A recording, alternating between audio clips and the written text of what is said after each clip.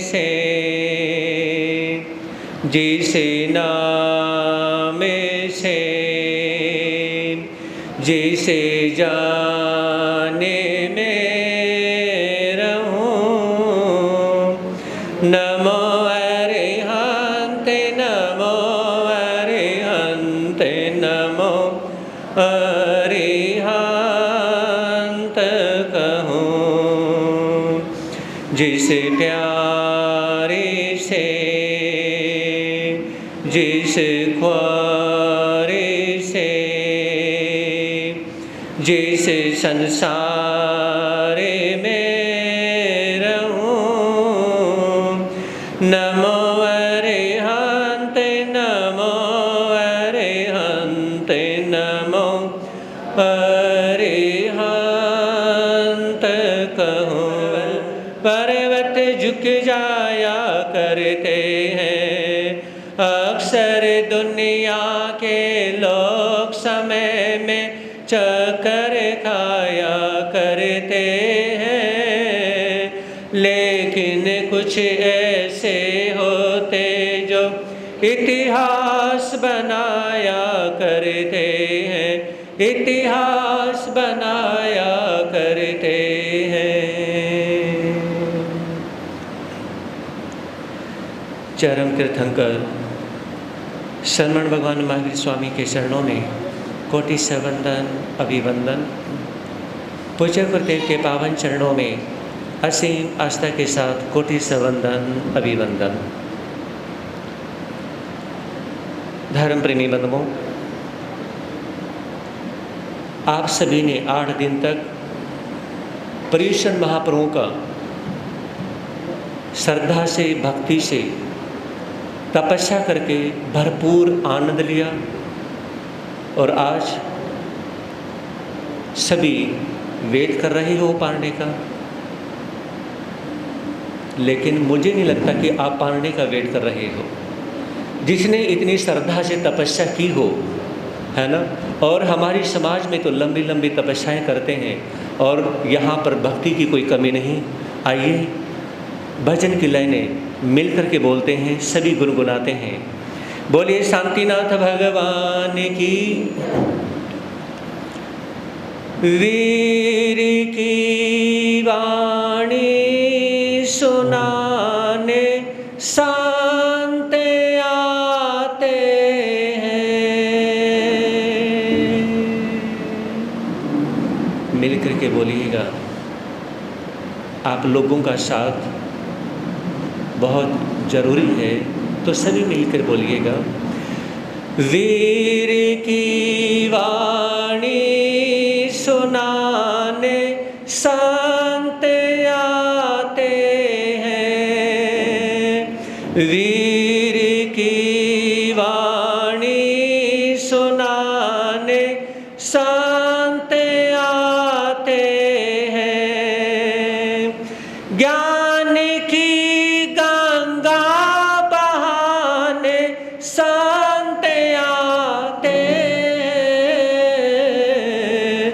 वीर की वाणी सुनाने संत आते हैं।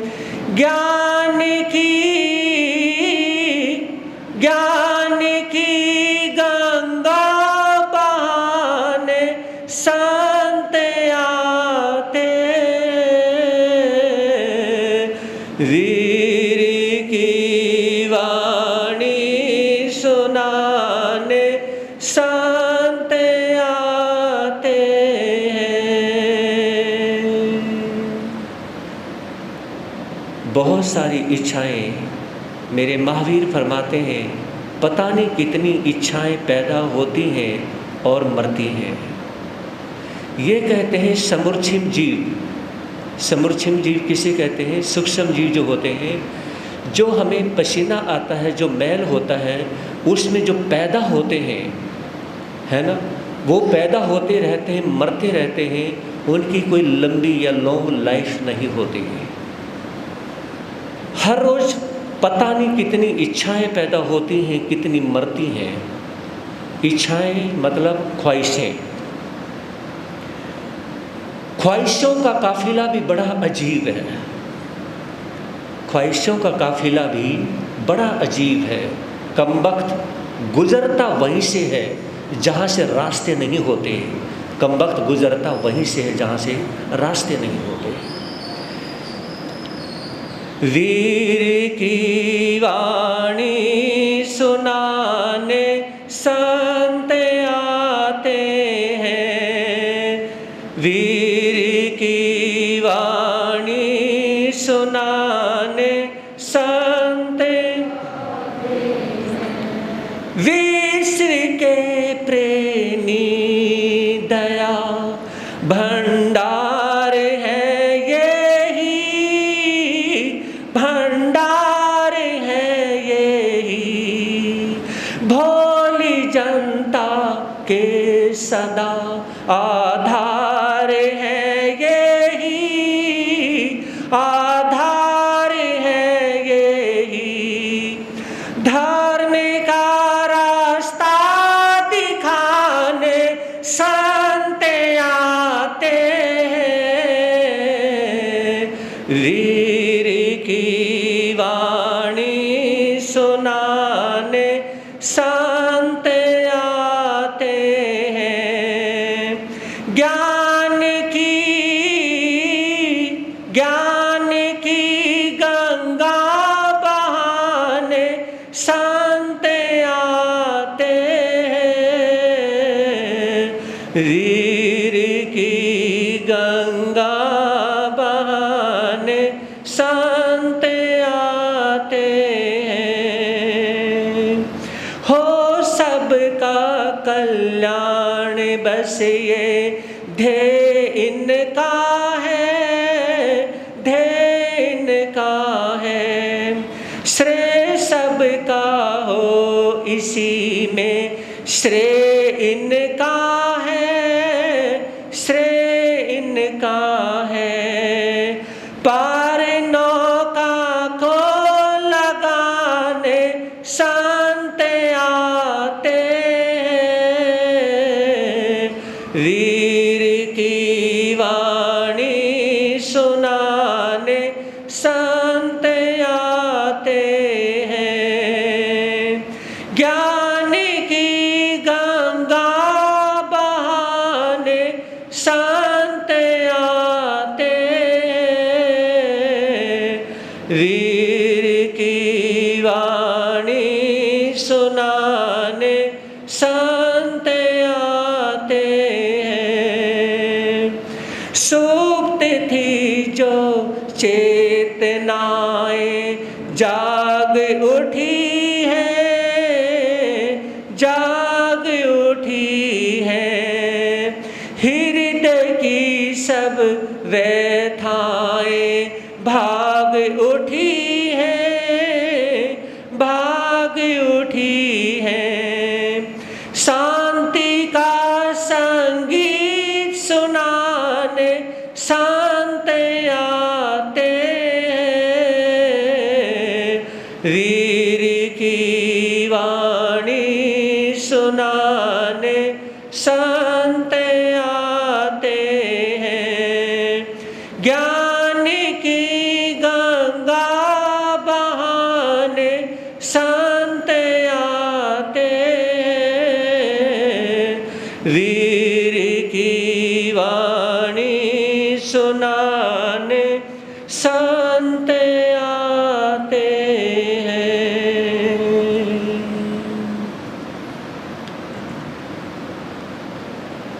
The power of thought, the magic of mind. विचार की विशेष शक्ति, बुद्धि का विशेष जादू, और ये महापुरुषों की वाणी में ही होता है, जिनकी वाणी में विचारों की शक्ति होती है और बुद्धि का जादू होता है, जो हर कोई धर्म के रास्ते पर चलने के लिए रेडी हो जाता है। ज़्यादा समय नहीं, सिर्फ 10 मिनट्स आप राजा हरिश्चंद्र चरित्र सुनेंगे। जिन धर्म के प्यारे लोगों, ये सुन लो अमर कहानी, हम भूल गए जिनको जरा याद करो कुर्बानी। सुना था आप लोगों ने कल, जमादार भाई के यहाँ पर सत्यवादी राजा हरिश्चंद्र बिकने के बाद में जब उसके घर में रहते हैं, जमादार बंधु तो बहुत नेक और नीति का इंसान था। उसके अंदर यूं कहिए कि परमात्मा बोलता था, यूं कहे कि उसके अंदर धर्म बोलता था, या यूं कहे कि उसके अंदर महावीर की वाणी, राम की वाणी गुरु बनकर के बोलते थे। और जिस इंसान के अंदर परमात्मा की वाणी को शिरोधार्य करने के बाद में किसी इंसान के हृदय में अगर गुरु बोलना शुरू कर देता है, गुरु बोलने का मतलब परमात्मा की वाणी गुरु धारण करता है, और जब वो सुनाते हैं और वो इंसान हमेशा अपने लिप्स पर इन लफ्जों में गुरु की वाणी को बोलता है, तो वहाँ पर ऐसा लगता है जैसे वो नहीं उसके गुरु बोल रहे हैं। लेकिन उनकी पत्नी बहुत कर्कशा है, कलेश करने वाली है। पंचतंत्र संस्कृत के ग्रंथ में कहा जाता है कि जब पत्नी गुस्सा करना बंद ना करे, क्रोध करना बंद ना करे, क्लेश करना बंद ना करे, वो लड़ाई करना बंद ना करे, तो इंसान को समझाने की कोशिश बहुत करनी चाहिए, लेकिन नहीं माने तो हमेशा हमेशा के लिए छोड़कर जंगलों में चले जाना चाहिए। क्योंकि हर किसी का दुख, हर किसी की परेशानी बर्दाश्त की जा सकती है, साथ में रहने वाले का दुख, उसकी चिक झिक झिक झिक हमेशा के लिए बर्दाश्त नहीं करी जा सकती।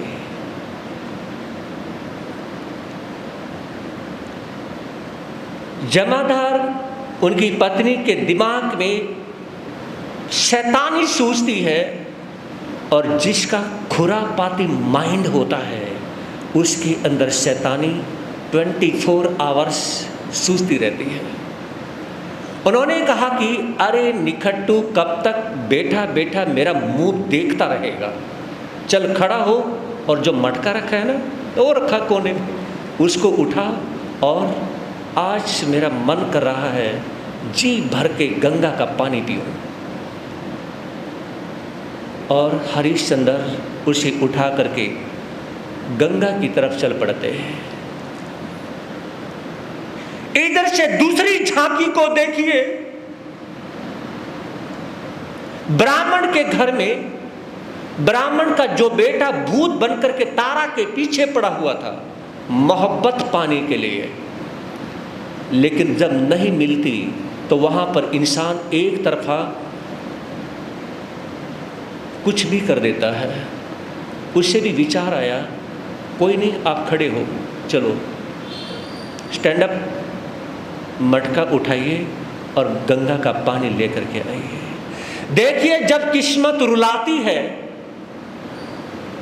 कोई हंसा नहीं सकता, और जब ये हंसाती है तो कोई रुला नहीं सकता, और ये जब किसी को दूर करती है तो कोई मिला नहीं सकता, और जब ये कोई मिलाती है तो कोई दूर नहीं कर सकता। इधर से तारा चल पड़ती है ब्राह्मण के घर से, और इधर से हरिश्चंद्र चल पड़ते हैं अपने मालिक के घर से। दोनों ही मटका उठा करके चलते हैं।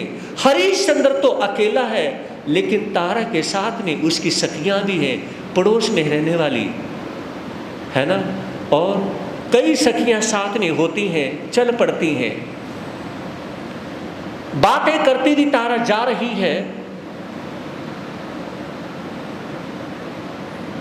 एक बात याद आ जाती है, दिल में एक बात आती है, बहुत बुरी तरह से कचोटती है वो बात। कौन सी बात? जब अपने पति के साथ में, अपने बेटे रोहित के साथ में जंगलों की खाक छानते छानते वो गंगा के तट पर पहुंची थी, गंगा को नमस्कार किया था, पूजा करी थी, अर्चना की थी और उसमें मस्तक झुका करके वंदना करते हुए और गंगा का पानी पिया था, है ना। उसे विचार आया, आज से पहले जब मैं आई थी तो अपने पति के साथ, अपने बेटे के साथ आई थी, और आज बिना पति के, बिना बेटे के, ठीक है बेटा तो साथ में है, लेकिन आज अपनी सखियों के साथ में जा रही हूँ। काश गंगा के साथ में, गंगा के साथ में पति के दर्शन भी हो जाए तो उस दिल के परमात्मा के दर्शन हो जाए तो। विचार करती है तारा अपने मन के अंदर, बहुत सारे ड्रीम, सपने संजोती है, लेकिन लगता है कि पता नहीं क्या होगा। इधर से हरिश्चंद्र भी चल रहे हैं, उनके दिमाग में भी बात है, अच्छा हुआ कम से कम गंगा का पानी पीने का मौका तो मिलेगा, है ना। हो सकता है कि अभी परमात्मा की कृपा होने में देर है, लेकिन गंगा मैया का आशीर्वाद तो मिलेगा, गंगा मैया का पानी पीने के लिए तो मिलेगा। एक रोज मैंने आपके समक्ष कहा था, अगर कोई गंगा का पानी पीना सीख जाए, गंगा का आशीर्वाद लेना सीख जाए, अगर कोई गंगा की पूजा करना सीख जाए, बहुत बड़ी बात है। मैं तो ये कहता हूं कि गंगा की पूजा करने का मतलब परमात्मा के दर्शन करना है। हाँ जी, समझ रहे? गंगा के दर्शन करने का मतलब महावीर के दर्शन करना है, भगवान राम के दर्शन करना है। अरे आज महावीर नहीं है, आज मर्यादा पुरुषोत्तम भगवान राम नहीं है, लेकिन ये गंगा खरबों खरबों साल पहले थी, अब भी है और आगे भी रहेगी। समझ रहे? जब भी गंगा यानी कि आपकी बोतल में जो घर में गंगा रखा हुआ पानी है, उसके दर्शन कर लिया करो, मत्था झुका लिया करो, हाथ जोड़ लिया करो और एक भजन गा लिया करो, गंगा तेरा पानी अमृत झरझर बहता जाए। कभी गुनगुना लिया करो बैठ करके, कभी सैड हो रखे हो तो अकेले में बैठ के रो लिया करो थोड़े बहुत। याद रखना, रोना कभी बुरा नहीं होता, रोने वाला व्यक्ति कभी सुसाइड नहीं करता। समझ रहे? जी भर के रोने वाला व्यक्ति सुसाइड नहीं कर सकता। सुसाइड वही करते हैं जिसके दिल में बात लग जाए, फिर वो रोते नहीं है। और हरिश्चंद्र चलते हैं और विचार करिए, हरिश्चंद्र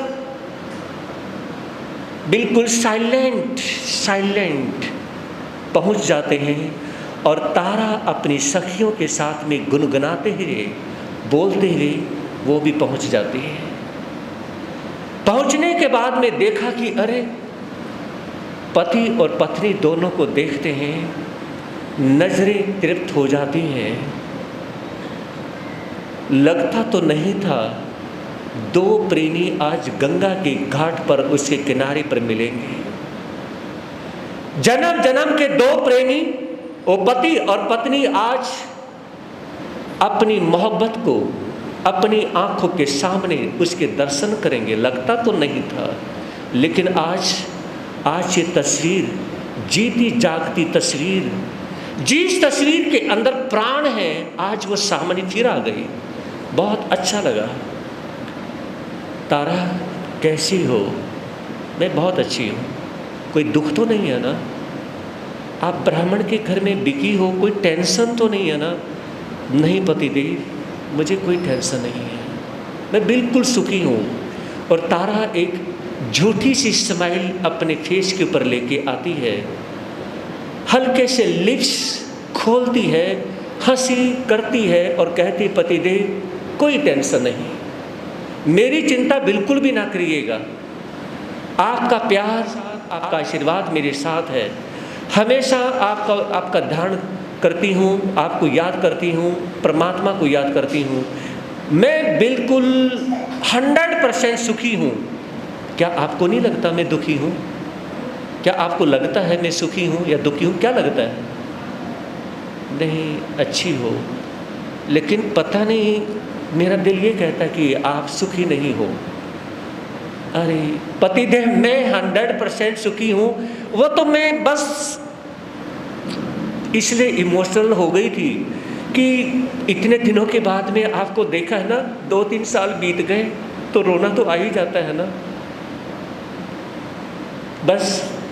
और ये कहना तो उसने हरिश्चंद्र को भी हल्का सा रोना आता है, खुशी होती है।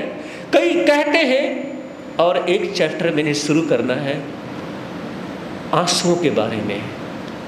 आंसुओं के बारे में कभी आप हंसेंगे, कभी आप रोएंगे। आपको तो सिर्फ इतना पता है कि इन आँखों से खारा पानी 2-4 आंसुओं के रूप में निकाल दो, है ना, लेकिन इस खारे पानी में जिंदगी की कितनी फीलिंग्स होती हैं। इस खारे पानी में पिछले जन्मों का और आने वाले जन्मों का फ्यूचर, पास्ट, प्रेजेंट कैसे होता है, ये हमारे दिमाग की बत्ती को खोल देता है। आंसू 6 प्रकार के होते हैं। आपको तो सिर्फ रोना आता होगा। महावीर की वाणी, परमात्मा की वाणी कहती है 6 प्रकार के आंसू। और ये आंसुओं का जब चैप्टर शुरू होता है ना, वाकई आंखें खोलने के लिए मजबूर करता है, रोने के लिए भी मजबूर करता है। रोना भी आता है, रोते रोते हंसने का भी मन करता है। क्यों? जैसे अभी तारा और हरिश्चंद्र का मन कर रहा है। इतना डीप मैटर आंसुओं का कि आदमी अपने दिमाग को भी कुरेदता है और जमीन को भी कुरेदना शुरू कर देता है।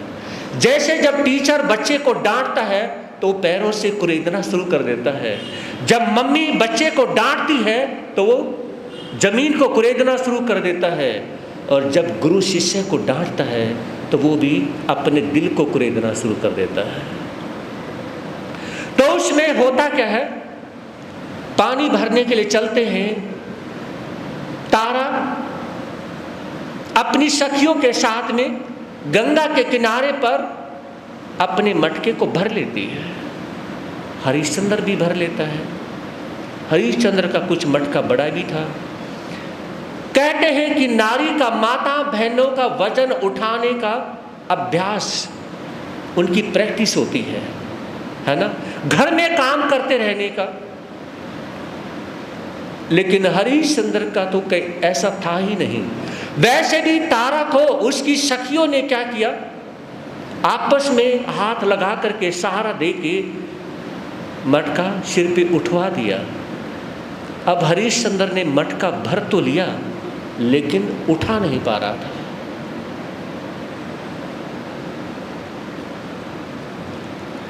तो उसमें हरिश्चंद्र कहने लगे, तारा मेरा भी मटका उठवा दो। तारा कहने लगे, नहीं,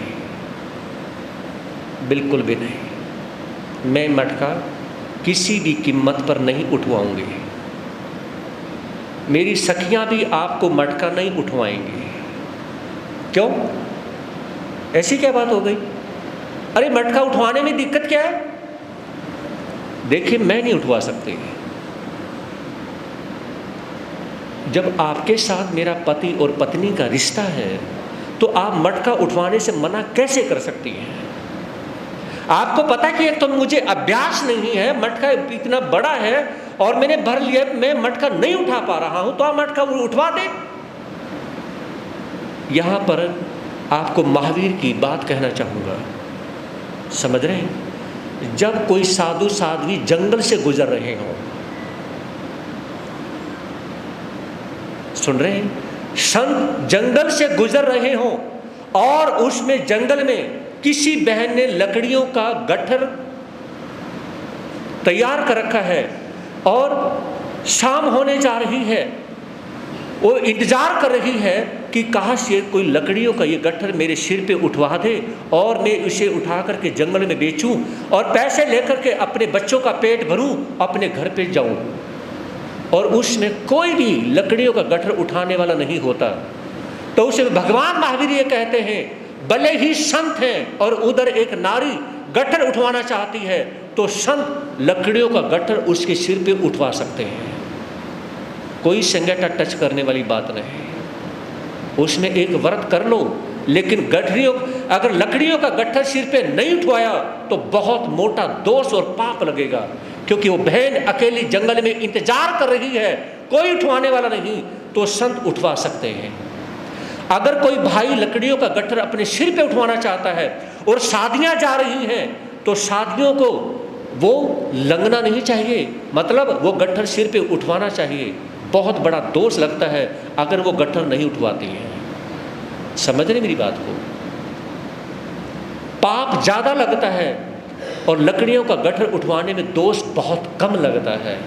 तो भगवान महावीर कहते हैं लकड़ियाँ संत उठवा सकते हैं, ये नहीं कि हमें संगठा हो गया, ये हो गया, उसे दूर रख दीजिए, उठवाइए, एक व्रत कर लें, जाप कर लें, लेकिन तुम्हें गट्ठर उठवाना चाहिए। तो तारा ने मना कर दिया, पतिदेव मैं ऐसा नहीं कर सकती। ऐसा क्यों? रानी बोली, नाथ समस्या उलझ रही है अति भारी, दास भाव के कारण अपनी जाति बनी न्यारी न्यारी, उठवा देती किंतु विपर का धर्म ने आज्ञा देता है, लोक भीति है अड़ी हुई है पर हृदय तरंगे लेता है। क्या कहा? पतिदेव देखिए, मैं घड़ा तो उठवा देती, लेकिन सिर्फ 2 मिनट्स। मैं इसलिए नहीं उठवा रही हूं कि आपका और मेरा मालिक, आपका और मेरा धर्म, बोलते क्यों नहीं? मेरा और आपका मालिक अलग अलग है और मेरे और आपके मालिक का धर्म भी अलग अलग है। हम दोनों के मालिक किसी भी प्रकार से एक्सेप्ट नहीं करते हैं, है ना? नहीं करते हैं। इसलिए मैं घड़ा नहीं उठवा सकती। मैं अपने मालिक के साथ धोखा नहीं कर सकती। प्लीज मुझे मजबूर ना करें। और फिर आप जितना मर्जी मुझे मजबूर करें, मैं फिर भी घड़ा नहीं उठवाने वाली, क्योंकि मैं अपने मालिक के अंडर में हूँ और मेरा दासी का जीवन है और पतिदेव आपका भी दास का जीवन है। तो इसलिए आप और मैं अपनी नहीं चला सकते। अब किसकी चलेगी? मालिक की चलेगी। और मालिक का धर्म हमारा धर्म, तो उनका धर्म और पाप हमारा और धर्म और पाप है। आज आप अपना धर्म अलग से नहीं निभा सकते, ना मैं निभा सकती।